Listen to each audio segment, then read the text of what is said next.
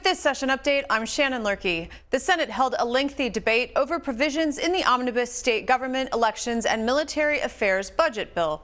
Here are some highlights. The approach that I took on preparing this bill was that I would make sure at doing what I could to fund government operations for efficiency and to recognize savings.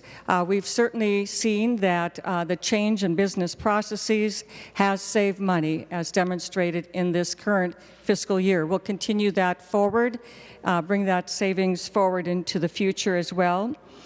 We also have realizing that all Minnesotans out there, to one degree or another, have made significant changes. And so it should be that government would not be unaffected and do business as usual, and as we go through this point of them making changes as well. In addition, there was a great deal of federal dollars that has come into state government to augment their work and assist in their finances. In elections, my major focus was to increase public confidence in the process and in the outcome for all. Elections are about voters, and we want to make sure that they have confidence in the process and the outcome. Of note, I want to call attention to particularly larger fiscal appropriations in the bill. Nearly $10 million for the first 2 years in election equipment, and using a program already established in law, and $5 million the next 2 years in the tails after that for election equipment. In addition, there's $90 million in teacher pension subsidies for both St. Paul teachers and then the general teachers pension system. And of note is that the small entities that are in the budget jurisdiction of state government are kept at base. So in regards to Article 2 of this bill, the Legislative Audit Commission is revised to include, the Legislative Advisory Commission. This is the advisory commission that is called upon in regards to this expending of federal funds. So this language has been revised to include minority members. Currently today, there are no minority members on the Legislative Advisory Commission, and this change would give minority members a place and a role and a voice in that important work. Provisional ballots are in this bill, and just to mention, 47 states use provisional ballots, and Minnesota in this article also would move to be one of the last 3 states to use provisional ballots. Of note, please know that Election Day registration is still in force. Voting is a fundamental right. We stand for expanding access and allowing people to be part of the decision-making that is Minnesota's right and Minnesotans' right and responsibility. We want to ensure that voting is accessible, smooth, fair, and honest. We want to reject any additional burdens without serious justification for those burdens. In Section 99 penalizes state agencies that have difficulty hiring candidates for positions in state government. If an agency job is unfilled for 180 days, the appropriation for that position is reduced from the operating budget of the agency for the next biennium, regardless of the need for the position. The fact that a position is open for more than 180 days is not an indication that the position is unnecessary or the agency is no longer in need of funding for the position. Some employee positions are difficult to fill due to specific qualifications and limited candidates. And I recall visiting the St. Peter Hospital a few years ago. They had 4 openings for psychiatrists. 2 of those had been unfilled for over 12 months. And if a position is filled after 180 days, the agency would still need funding to pay the salary for that position. We had a very bad experience with this when there was a move by the Department of Corrections to cut back expenses, and they decided to eliminate 2 of the best programs that they had in the Corrections Department at Willow River and at Togo, and both of these programs were in places where we had longtime employees who had assimilated themselves and their families into the communities. They were teaching people who were in the system to become productive citizens in society, and the department decided to wholesalely eliminate both of the programs along with all the people that were employed there.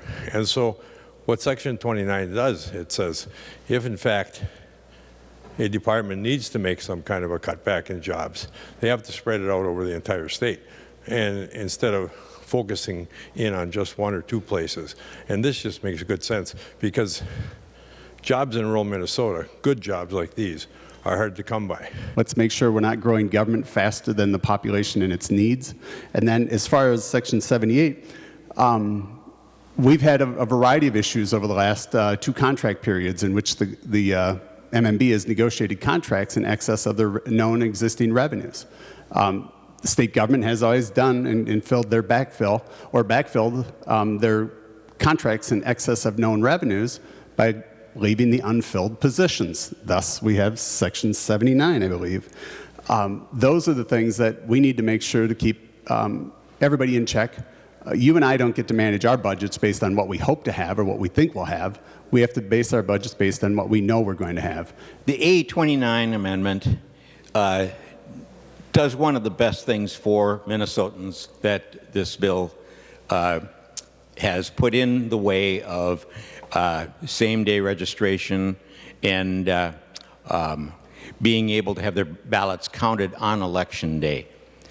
Even though there are states that have provisional ballots, most of the states, or all of the states that do not have them, they replace that requirement with same-day registration. Minnesota has had same-day registration for some time, and what it does is it allows people to come to their polls and do a certification or a registration on that day and take their ballot and put it into the counting machine. What this bill does is it interferes with that. People will come to the polls. If they are not registered, they can go through the motions of registering, but they still will not be registered to be able to put their ballot into the counting machine. And in Minnesota, we have hundreds of thousands of people that use Election Day registration, somewhere around 260,000. And in the counties that where you would be doing the what we would again call the maybe pile. The maybe pile would have to go through another process.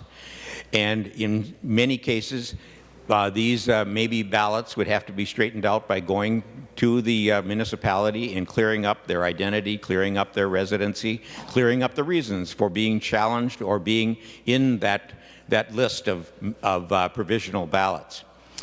What we understand from national agencies like the NCSL is that there's a massive number of people who do not go through that procedure for one reason or another. If they don't have transportation, if they don't have the ability to go and get this cleared up, or if they just don't even have the time. So what this does is it essentially eliminates the ability of same-day registration. We don't need provisional ballots because a person can re-register on Election Day if for some reason they are not correctly registered. There are lots of reasons this happens. If you move to a different apartment in your complex, you're no longer correctly registered. If you lived in the same small town and voted at the very same church or school your entire life, move down the street, don't fill out a new registration, you're not correctly registered.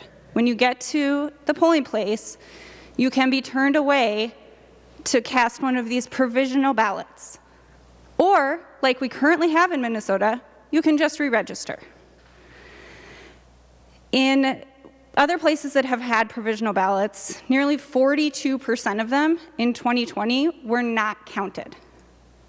42% were not counted. So this really puts a huge percentage of Minnesotans who register on same day, which Minnesota had over 200,000 voters who registered the same day in Minnesota in 2020. Almost half of those could be not counted because they have this other second-class ballot.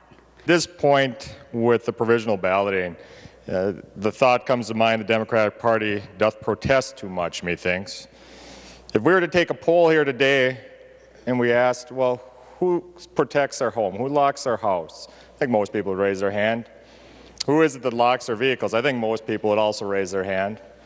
But what if we said, how many people here have had their home or their vehicle broken into? I think very few people would raise their hand on that. You know, why do we do that? Well, we're doing it because we want to protect things.